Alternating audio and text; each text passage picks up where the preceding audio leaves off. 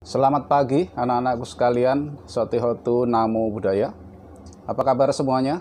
Semoga kita semua selalu dalam keadaan sehat, selalu dalam lindungan Sang Triratna. Jumpa lagi di pelajaran Pendidikan Agama Buddha dan Budi Pekerti. Pada kesempatan kali ini kita akan melanjutkan materi minggu lalu berhubungan dengan sarana puja zaman sekarang.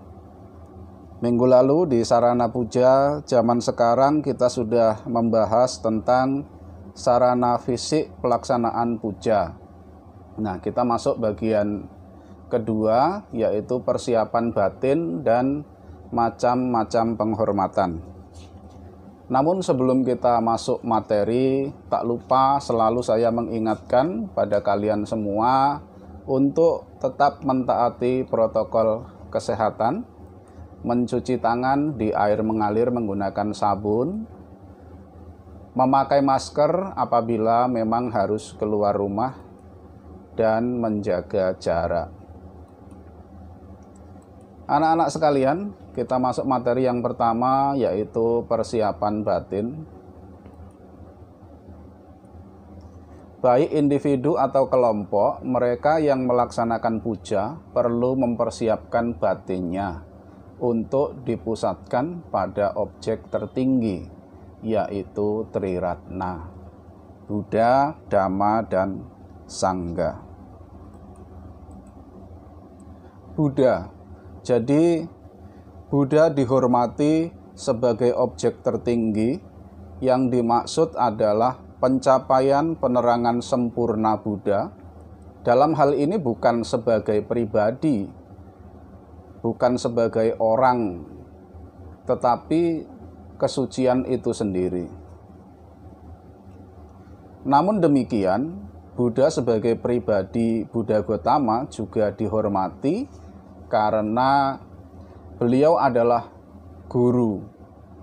Beliau adalah penunjuk jalan menuju pembebasan, pembimbing dewa dan manusia hingga tercapainya Nibbana.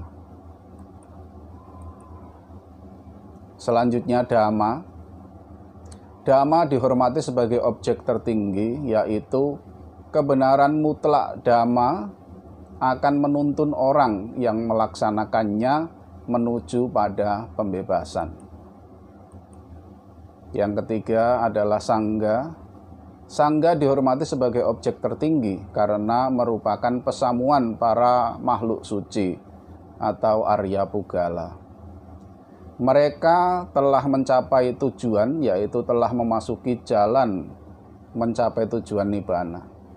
Mereka menjadi teladan dalam perjuangan suci dengan pemusatan pikiran kepada Triratna. Berarti kita telah memusatkan pikiran kepada kebenaran mutlak. Anak-anakku sekalian, kita masuk materi ketiga, yaitu macam-macam penghormatan. Penghormatan atau puja dalam agama Buddha itu terbagi menjadi dua macam. Yang pertama adalah Amisa Puja. Amisa Puja merupakan penghormatan dengan menggunakan materi atau benda. Misalnya mempersembahkan lilin, ya, lilin, dupa, bunga, air, makanan, buah, dan lain sebagainya. Nah, ini merupakan bentuk penghormatan, dan sebenarnya persembahan-persembahan yang terdapat di altar ini bukan ditujukan untuk diberikan kepada Buddha untuk dikonsumsi atau kepada para dewa untuk dikonsumsi, bukan seperti itu. Akan tetapi ini adalah sebagai lambang, sebagai simbol agar kita itu mengingat kembali di mana lilin itu melambangkan penerangan. Artinya, kita belajar agama Buddha itu kita jadikan sebagai penunjuk jalan, sebagai penerang jalan kita menuju ke yang benar. Dupa ini melambangkan keharuman Dhamma. Artinya apabila kita melaksanakan Dhamma ajaran Buddha, maka nama kita juga akan harum, menyebar ke segala penjuru. Bunga melambangkan ketidakkekalan. Nah, dari persembahan ini kita diingatkan kembali bahwasanya hidup kita itu hanya sementara, mengalami perubahan, tidak kekal, suatu saat akan mengalami kematian dan akan bertumimbal lahir sesuai dengan dorongan karma yang dimilikinya. Dan seterusnya ya. Jadi kita harus memahami bahwa persembahan-persembahan yang ada di altar ini sebenarnya sebagai simbol untuk mengingatkan kita kembali akan hakikat kehidupan yang kita jalani. Selanjutnya B. Pati-pati puja atau yang kedua ya.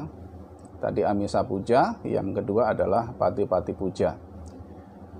Yaitu penghormatan dengan melaksanakan dharma atau melaksanakan ajaran Buddha, mempraktekkan sila, mempraktekkan samadhi dan meningkatkan kebijaksanaan.